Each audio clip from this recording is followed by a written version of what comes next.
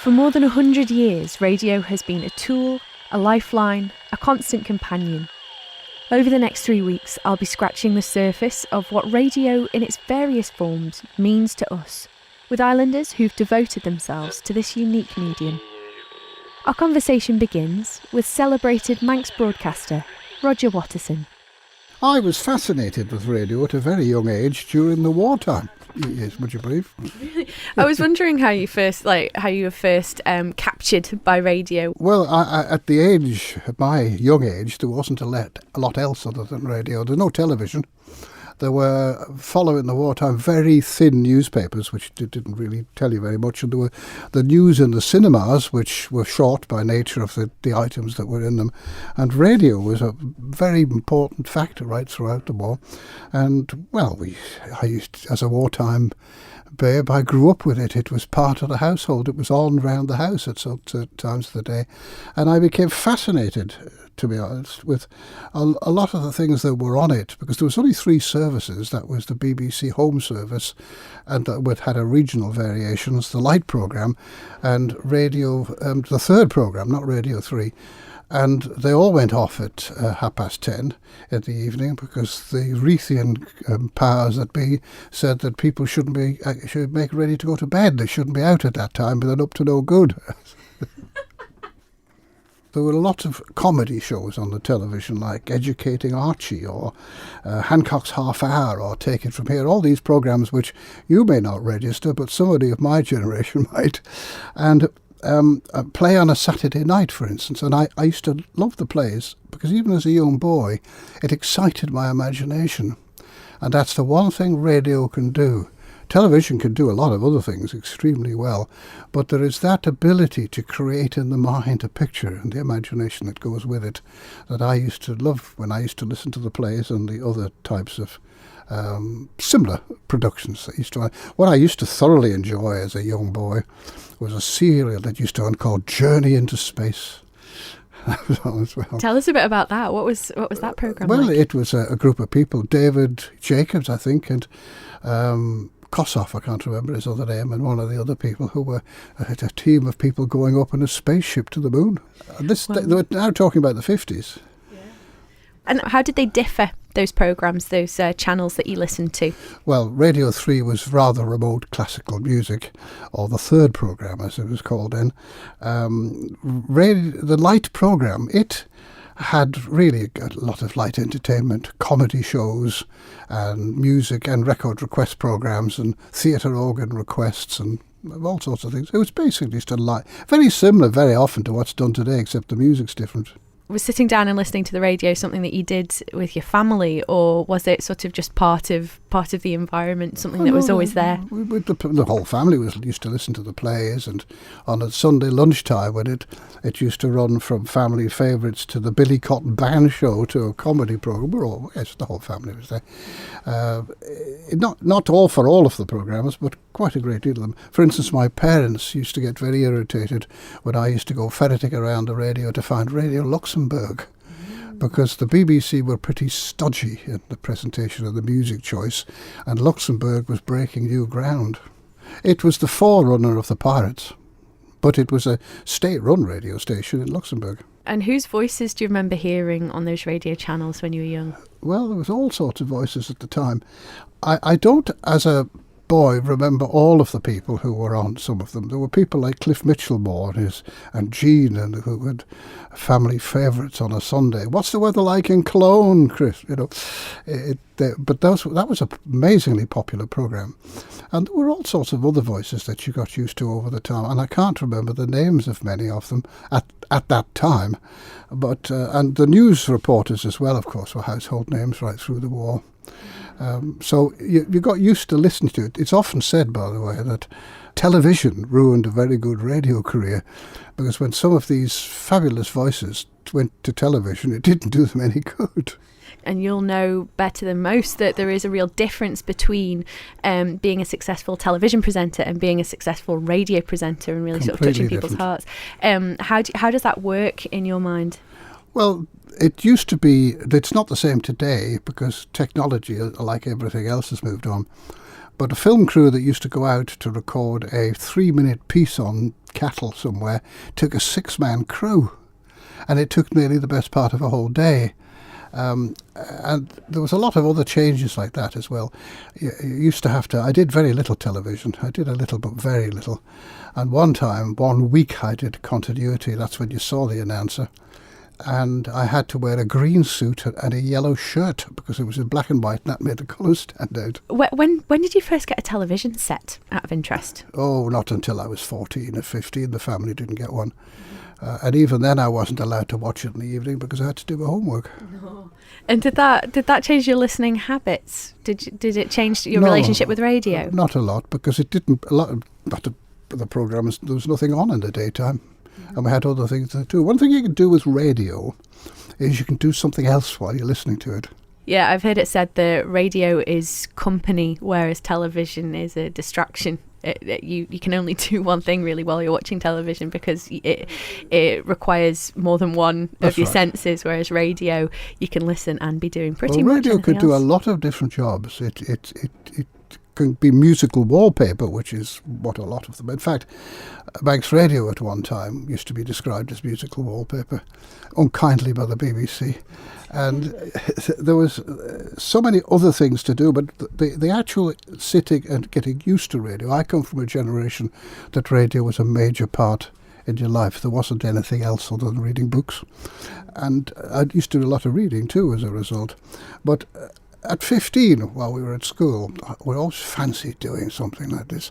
So a group of us, the school had all sorts of equipment which you'd use for drama and things like this. So we borrowed some of it and we arranged with what was then the Nobles Hospital that we would do a Saturday afternoon or evening record request show for the patients. We did that for 12 months. So probably that was the first time we actually put a programme together. Early days. Why do you think you as a group felt it was important, like this was something that you really wanted to do? It must have been quite a cool thing to do, I suppose. I think we just fancied it. A little bit later, I began to realise that there was something about radio that really attracted me. And we had I had a shortwave radio that I was given. It was actually half of an army portable set, a field set. But it was very good. It picked up all sorts of things. And I picked up a station which was, it turns out it was an international station advertising American business, but it was called WRUL New York. And there was a fellow called Haley Dell who did a program called This Wonderful World. So I wrote them and asked them whether they'd like a program recording about the Isle of Man, and they said yes. So that was the first time I actually ever put a programme together for anybody else, and I have to say at that point I became hooked. Wow. And what was the process back then? What did it take to put a programme together, sort of technically, but also as a presenter-producer? Much the same as today, but different equipment. You had to go out with a tape recorder and record what you wanted. You had to write the scripts which you wanted, had to record them, and you had to also then join all the tapes together by cutting them and sticking them together. And that's a skill in itself, really, isn't it? Oh, very much so. Mm-hmm. So that was your first sort of foray into radio. That's right. But when I became older, I realised how powerful, not just from an entertainment point of view, the BBC's ethic was to entertain, to educate and to inform. And I realised that there was a bit more even to it than that. Mm-hmm. It could be very, very powerful if you look back on the use of propaganda radio stations during the war, and if you look at all the various other things that it can do.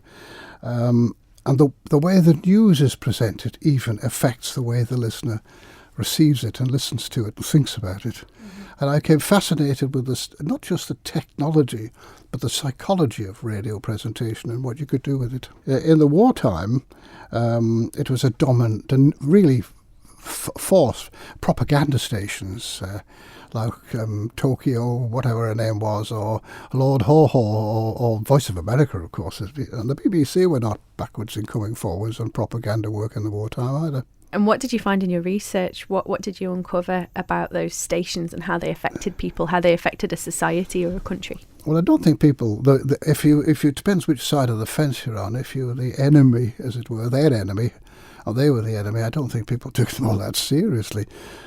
People got very uptight about Haw Haw because they didn't always know whether to believe them or not. But I don't think they've made a fundamental difference. Their idea, of course, was to damage the morale of the other nation, and sometimes they produced a lot of laughter instead. But when I was about 18, I went to work, nothing to do with radio, in Manchester. And it was during that period of time I was introduced to two people who were members of an organisation called the Manchester, Salford and District Hospital Commentaries Association. Devil of a big title to say. And their function was that they broadcast live every Saturday a football match, usually Manchester City or Manchester United. They had record request shows, they had other types of programmes, and then they used to broadcast Halley concerts live from the Free Trade Hall to an audience which was enormous, because there was no competition, there was no commercial radio, there was nothing like that at all. And the territory stretched, if you know the northwest of England, from Bury in the north to Buxton in the south, and from Oldham in the east to Warrington in the west. And every hospital and nursing home in that was on it, wide on it. It was a big audience. And it was interesting enough that it was, I mean, you needed a few people to do this, and people who were on air were very often people who did other jobs. And the people who were helping out actually worked for the BBC or ITV. And they swapped jobs, as it were. And it worked extremely well. And it was through that avenue that I was introduced to various people, and particularly the North Regional Controller at the BBC, and I went on to the next step. Mm-hmm. And what was the next step? Well, the next step was, first of all, to be told that actually I was by no means ready to broadcast on the BBC and would need some training for a while if I was prepared to undergo it, bearing in mind I wasn't getting paid for it at that time, and which I was happy to do because their training in those days was very good. Even how to read the news, pace yourself reading the news, and the way they did that was make you read each word to the click of a metronome. Really? As you're practicing, yes, things like this. They were extremely good. And I thoroughly enjoyed that period of time, and what I learned then is still with me today. What other things did you learn during that period of time where you were sort of preparing to become a radio presenter for the BBC? Everything from people can tell whether you're smiling in your voice, which is quite a common one, to remember you're a guest in their house, act like it, you know, the way you behave, the things that you say, things you wouldn't do if you were visiting somebody.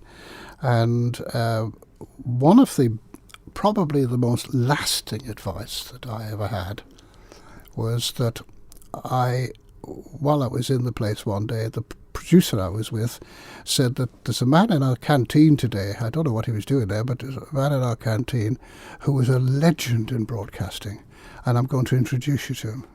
And the fellow was called Edward R. Murrow, who was the voice of Britain to the Americans during the war. He covered the whole Blitz during the wartime. He also did a lot of other things. He flew out with Lancaster bombers reporting bombing raids, which is a risky business, and a lot of other things like that. And he always had a fag in his mouth. And he was in the canteen doing something, and I was introduced to him, and he smiled, and he said, and the producer, a fellow called Randall Hurley, said to me, Roger's new in this business and you're near retiring age, what advice would you give him? And he looked at me for a good few seconds, and then he said, with taking his fag out of his mouth, he said, well, nobody wants to know what a smart arse you are. I thought, hang on a minute. But and he was right. What he meant was, he went on to explain it, if you're regular on a station, they get you every day, they get you every week, they don't really want to know all about you all the time. It's not your ego trip. And he went on to explain how people want to know about the person you're talking to, how it's your job to get it out of them, all this sort of business was extremely good advice, including, which I've always remembered, the easiest question to ask and the most difficult to answer is why? Mm-hmm. But Ed Murray did something else on that trip he sort of been a mentor of mine in that sense for all this time. The trip he went in the Lancaster bomber, which, as I say, was a very risky business, because on that raid, it was a raid to Berlin, and on that raid 5 journalists went out and only 2 came back. And he did another thing. He said to me, when you are going out to report, it's not your job just to give the facts, but you need to paint the picture. You need to create images in the person's mind so they can see what you're seeing. And if anybody ever gets time, a lot of his stuff is on YouTube, and that one is on YouTube, and it's still an amazing piece of broadcasting. Boz, the bomb aimer, crackled through on the intercom, "There's a battle going on the starboard beam." We couldn't see the aircraft, but we could see the jets of red tracer being exchanged. Suddenly there was a burst of yellow flame, and Jock remarked, "That's a fighter going down. Note the position." The whole thing was interesting, but remote. Dave, the navigator, who was sitting back with his maps, charts, and compasses, said, "The attack ought to begin in exactly 2 minutes." We were still over the clouds. But suddenly, those dirty gray clouds turned white. We were over the outer searchlight defenses. The clouds below us were white, and we were black. D-Dog seemed like a black bug on a white sheet. The flak began coming up, but none of it close. We were still a long way from Berlin. I didn't realize just how far. Jock observed, "There's a kite on fire dead ahead." It was a great golden, slow-moving meteor slanting towards the earth. By this time, we were about 30 miles from our target area in Berlin. That 30 miles was the longest flight I have ever made. Dead on time, Buzz, the bomb aimer, reported, "Target indicators going down." At the same moment, the sky ahead was lit up by bright yellow flares. Off to starboard, another kite went down in flames. The flares were sprouting all over the sky, reds and greens and yellows, and we were flying straight for the center of the fireworks. D-Dog seemed to be standing still, the 4 propellers thrashing the air. But we didn't seem to be closing in. The cloud had cleared, and off to the starboard a lank was caught by at least 14 searchlight beams. We could see him twist and turn and finally break out. But still the whole thing had a quality of unreality about it. No one seemed to be shooting at us, but it was getting lighter all the time. Suddenly, a tremendous big blob of yellow light appeared dead ahead, another to the right and another to the left. We were flying straight for them. You're listening to The Power of Radio with me, Sarah Hendy, where over the next 3 weeks we'll be exploring what radio really means to us. Celebrated Manx broadcaster Roger Watterson is our guest this week. How do you think things changed for radio from that time where it was without other interference or worry or competition? In many ways it's improved, because the Ruthian BBC was very stuffy and didn't put things out, didn't ban records for the reasons today we'd find silly. And it really was the pirate radios, of which one was parked off Ramsey for quite a while, that actually rattled the BBC in the end. And although there was a big political row with the Isle of Man about it, and there was a row with all sorts of these things, and in the end they passed legislation which effectively stopped them.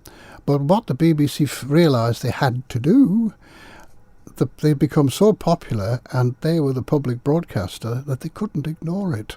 And that's how Radio 1 started. And the chap who set up Radio 1 and was actually the controller of Radio 2 as well, when he retired, became controller of Manx Radio. The man, Mark White, he retired to the Isle of Man, and then didn't take long before he got fed up of inactivity, and he was asked to do a survey on Manx Radio, and from then onwards he became deeply involved in the station, and he was here for many, many years. He put a stamp on it in a way that Manx Radio almost became a Manx version of Radio 2. He had wonderful phrases. He had RAF mustachios, and he had wonderful type mustachios, wonderful phrases, and he'd say things to you like, "Well, Roger, if you were to ask me about your programme," well, you weren't going to ask him, but he was going to tell you. You know? Speaking of how people came to be involved with Manx Radio, how was it that you came to be here?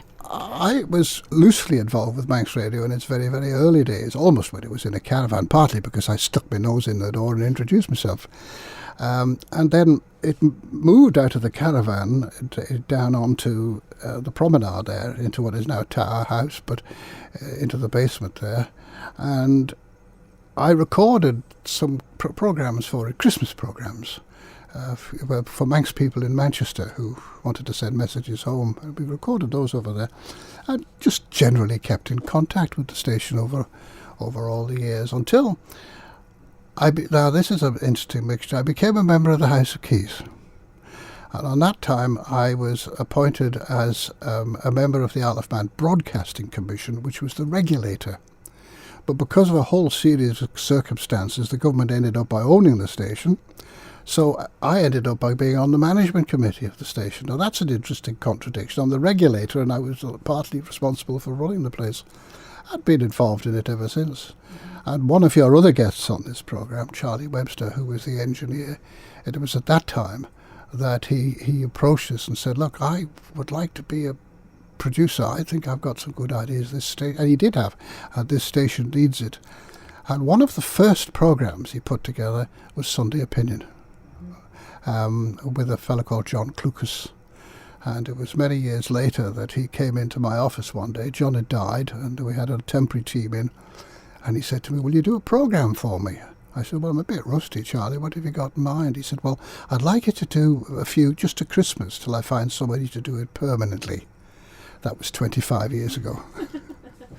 And what purpose do you think Sunday Opinion served the other programmes on the station at the time that didn't? What gap did it fill? What need did it fulfill? The station didn't have the range of even news and current affairs that it's even got today. Neither did it have the range of programmes that it's got today. It was really doing not a lot more than playing music and news. And Charles realised the newspapers were being very careful about what they said about Tidwell because they didn't want to damage their advertising revenue. So Charles realised, I think, that there was a place for a programme that brought in individuals, probably with very different points of view together, and let them debate it in public. And it not been done before, and that's what he did, and very successfully did it. And it began a programme that had a huge impact, and actually has had to retain quite an impact over the years. How have you seen it change? Because we live in a world now where people are consuming radio differently, people are expressing their opinions differently, and something like Sunday Opinion, which still serves this very critical purpose, it must have evolved quite dramatically since you started it. One of the programmes was Man in Line, which is what it explains. It's a programme where people phoned in. And there were times, not every programme, but there were times when you couldn't get them all in. Or there were times where you used to get two people who were really disagreeing with the other completely, and you put them both on the air together and let them fight it out. But nowadays, we get hardly any calls. And most of the people hide behind texts or emails, and they don't want to be challenged. I think some of them, they find it an easier way to do it, and you get one or two old faithfuls. I'm afraid that's sad, because Man in Line in its heyday was a ding dong. It was wonderful. Yeah. But what do you think that says about us as a people not wanting to be sort of held accountable for our comments? Oh, I think people are all very well to grumble and grouse, but they won't stand up and justify it. This happens everywhere, except the people you see who go to public meetings, and then when you go to them yourself, we used to cover a lot of public meetings at one time. They're the same people at every meeting. A lot of the people who should be there aren't. What I think is a pity today is that I can remember having to go and stand the corner fighting for Manx Radio's medium wave frequency just to make sure that the signal reaches Ramsey. Now, today, probably we wouldn't even bother, because there's so many other means of getting access to the programme and listening to the programme that listening figures are actually almost meaningless today, because people listen on podcasts, or they listen when they go home on their phone, or they listen to the various things. And you don't even know on that method whether they're listening to all the programme. Mm-hmm. So I think there's a fundamental change in what we do. But the one thing that Manx Radio, particularly Manx Radio, it was unique in broadcasting when it set up. It was opposed by the BBC. They did everything possible to stop it. They didn't succeed, but they tried. Even to the point of trying to restrict its access to sporting events and things of this nature. But it succeeded in getting, at the time, because there was none of this competition in iPods and commercial stations all over the place, one has to be fair and say, it reached an audience reach of 75 to 80%. Now, it was unique in radio stations anywhere. That meant that the larger proportion of the Manx population tuned into Manx radio sometime in the daytime. It was their source, coming back to where we come in, of entertainment and information. Do you have faith in radio's enduring appeal? I think radio still has a great part to play. Come back to where we came in. The imagination, the presentation, the styles. Forgive me, but squeaky-voiced presenters who don't really speak particularly good English or have limited vocabularies, whilst people may not actually identify it, as I've just said, it gives over a subliminal message. The radio will do, and this station in particular, will do extremely well if it focuses on quality. Thank you to my guest this week, celebrated broadcaster Roger Watterson, who has so generously shared his thoughts on the power of radio. Listen back to this programme on demand or download the podcast at manxradio.com and join me again next Tuesday at 5:30 when I'll be discovering more about this magical medium in The Power of Radio.